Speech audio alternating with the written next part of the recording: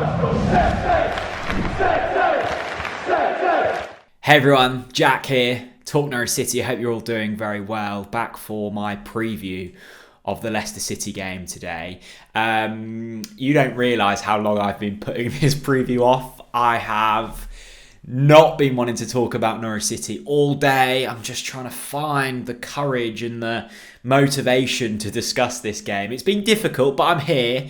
And if I've got issues talking about Norwich City, we have serious problems considering this channel is called Talk Norwich City. I'm standing. Does that throw you off? I'm standing up. I bought a standing desk. That's how desperate times have got. We're going to be talking about the Leicester City game today. I've caught up with Chris earlier. We're once again doing a BetMate League. Thanks so much to everyone who's joined the league. I've had some really positive feedback.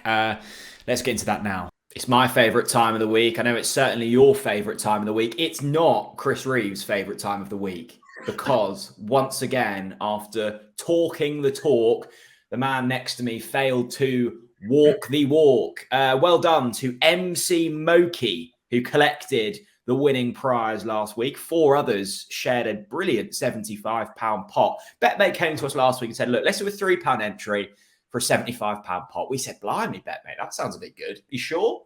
They said, yeah, let's do it. This week, I thought I was reading numbers wrong. They said, right, we're going to lower the entry to £2. Great. We're going to double the prize pot to £150. This is a big week. Wow. And I'm really looking forward to it. Now, there's a slight change this week. As well as the Norwich game, we're also including the other Wednesday 7:45 kickoff. So 2 games to select from this week.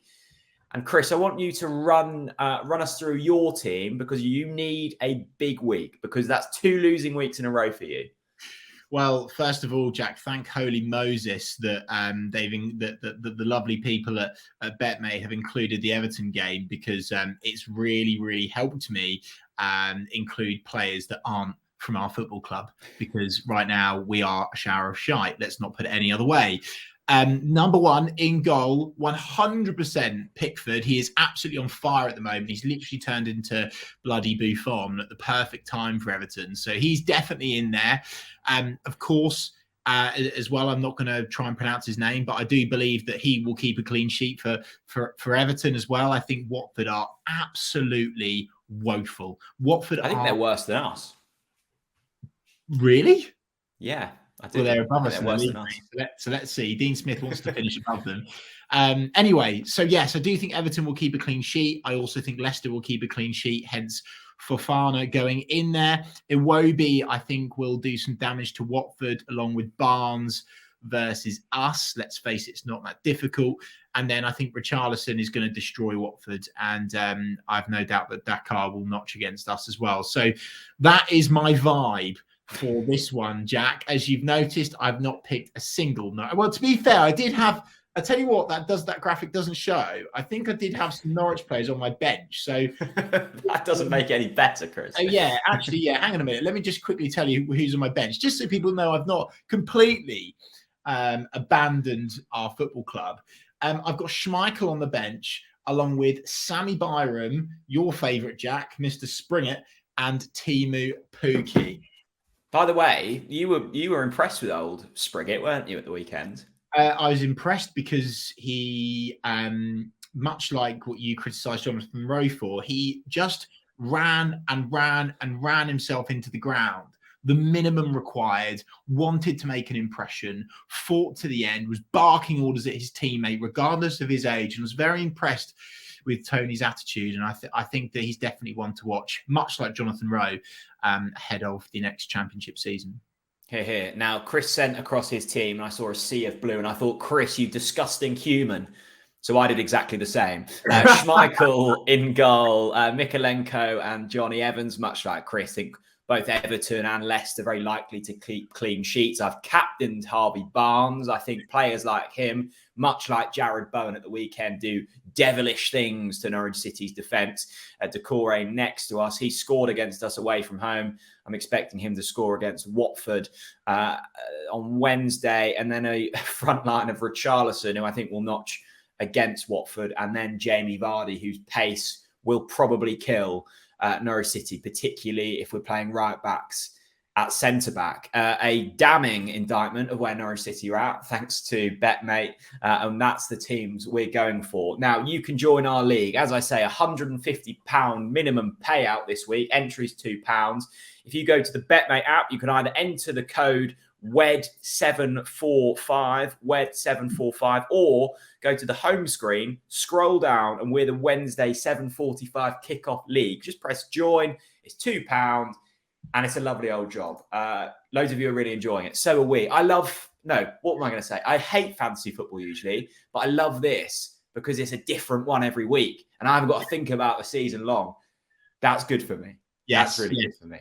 Totally agree. Although what I will hold my hands up and say, Jack, is I'm totally, utterly ashamed of ourselves that we've not picked a single Norwich City player. This is meant to be Talk Norwich Bloody City. And Chris, I'm gonna refer to a comment you often say: facts don't care about feelings. Okay. I can't argue, but it'll be really interesting to see when people enter, Jack, whether they pick or think any Norwich City players will be able to do the damage against Leicester. Absolutely. Link to download the app's in the description. Back to the preview. Sums it up, doesn't it? Both Chris and I not selecting a single Norwich City player in our BetMate teams. We have that little confidence. And let me assure you, Chris is one of the most confident and optimistic football fans I've ever come across. And he has very little belief left. I was somewhat motivated for Saturday or Sunday's fixture against West Ham because, one, I thought we might have a chance considering West Ham's recent, games in the Europa League and their injuries, and I just thought they might be really demotivated. They were anything but. They turned up, they put in a 60-70% performance of their levels, and they absolutely ran us off the park. And I look at this Leicester side and I think, wow, if West Ham are going to cause us issues, then so are Leicester. And I'm just really confused where we're at as a football club at the moment because we're having no direction sent to us from those in senior positions at the football club. We've got Dean Smith coming out with really confusing comments, and I've seen there's been a lot of criticism for Dean Smith in the last week. And I don't really want to jump on that train just yet. I think he has made some questionable moves. I think he has made some questionable comments in the press. And considering he sat next to Norwich City's head of communications, head of media, press man, whatever you want, I'm concerned that these kind of comments are coming out saying that it's the minority of Norwich City fans that are unhappy at the moment when asked about protests. Well, no, that's just not the case. I'm yet to find a single Norwich City fan who's been suitably satisfied with what they've seen on and off the pitch this season. There is a huge outpouring of concern from Norwich City fans, and I think Norwich have to be really careful because we saw on Sunday, and we've seen in previous weeks, people are leaving. People don't want to see it. Why would you want to spend your sunny Sunday in the middle of May at Carrow Road watching us get thumped? It's no fun at all, and it's no fun when that's what you've seen week in, week out, and it's certainly no fun when players just seemingly don't care anymore. Now, I know Dean Smith's talking a fairly good game when he says, we've still got 19th to play for. What a sad issue of this season that we're in, the second week of May, and all we have to play for is who's going to be slightly less worse than Watford and Norwich, who've both had truly shambolic seasons. So genuinely really struggling to get up for this Leicester game. I think we'll get beat. I think we can probably... You know what? I've been really demotivated recording match reviews this season as well because I just feel like I'm saying the same thing over and over again, and I'm almost going to give my match review here before the game starts. We're going to huff and puff for the opening 15 minutes. We're going to create a few really good chances that we miss. We're then going to concede one goal sloppily after about 25 minutes, and one just before half-time, after us thinking, if we get in at 1-0, we might have a better chance second half. So it's 2-0 at half-time. We'll then concede a third around the 60th minute, have absolutely nothing left to play for in the game, bring on a couple of youth players in John Rowe and Toby Spriggett late on. They'll have a little bit of a runabout and put some decent effort in, and we'll go, the young lads are all right, but the rest of them weren't any good. That's my match review in my match preview. It just feels so predictable. And that's the real concern.